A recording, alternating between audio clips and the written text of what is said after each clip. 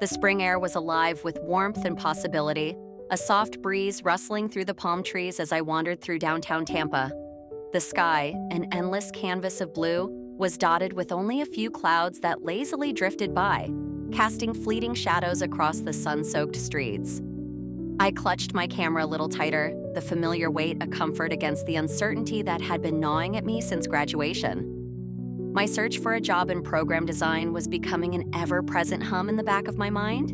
Though today I tried to push it aside, my steps led me to one of my favorite spots, a blend of old Cuban charm and modern flair, where pastel-colored buildings with intricate mosaics stood against sleek new structures.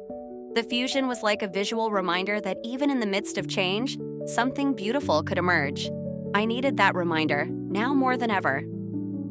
I squatted near the curb, lining up a shot of a particularly vibrant mosaic on the side of an old cafe.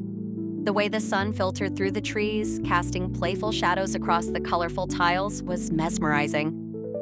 Photography had become my escape during the long, exhausting nights spent coding. It was my way of capturing fleeting moments of beauty, little glimpses of the world that felt like they were mine alone to discover. As I focused the lens, a flutter of anxiety crept in.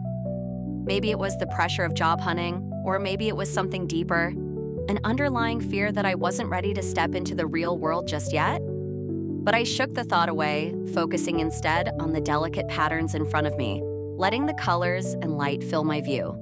The camera clicked, and for a moment, everything else faded.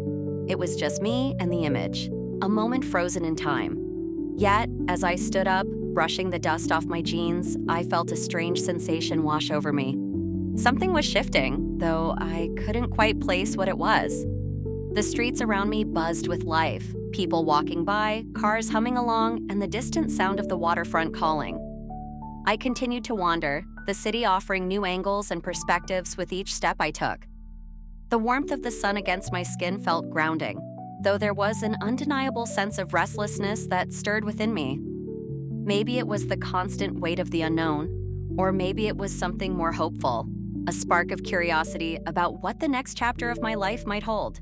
By the time the sun began to sink toward the horizon, casting a golden glow over the buildings, I felt an odd sense of calm.